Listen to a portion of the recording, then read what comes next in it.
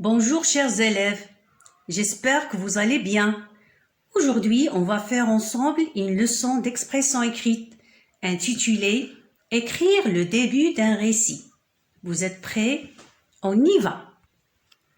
D'abord, la première chose que vous devez savoir, c'est que le récit sert à raconter une histoire et qu'il se compose de 3 parties, le début, le milieu et la fin. Je répète, le début, le milieu et la fin.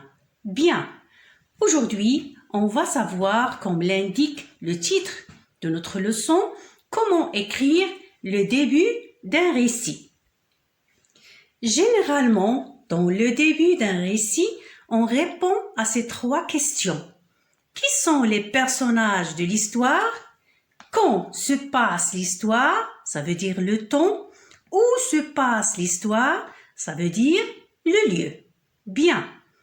Pour vous faciliter la compréhension, on va prendre comme exemple un petit paragraphe d'une histoire que la plupart de vous a lu et a aimé. Je pense que vous l'avez reconnu d'après la photo du personnage que vous voyez. Oui, c'est très bien. C'est l'histoire du chaperon rouge. Alors, lisons ensemble ce petit paragraphe.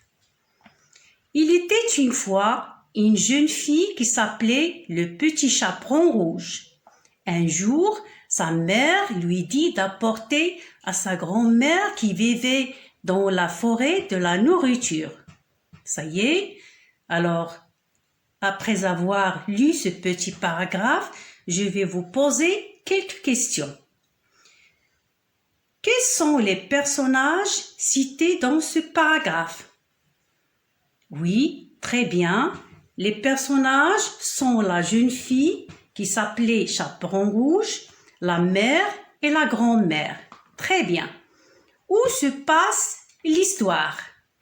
L'histoire se passe dans la forêt. Bien. Quand se passe-t-elle? Elle se passe un jour. Bravo mes enfants! En répondant à ces questions, que remarquez-vous? Je vous écoute?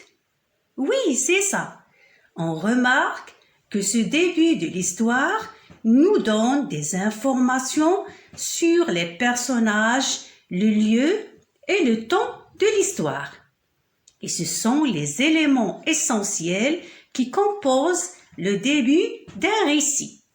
Bravo! Alors, pour formuler une petite règle, on va dire que pour écrire le début d'un récit, je dois préciser les personnages, le lieu et le temps du récit. Bravo mes enfants! Voilà, j'espère que vous avez compris la leçon d'aujourd'hui.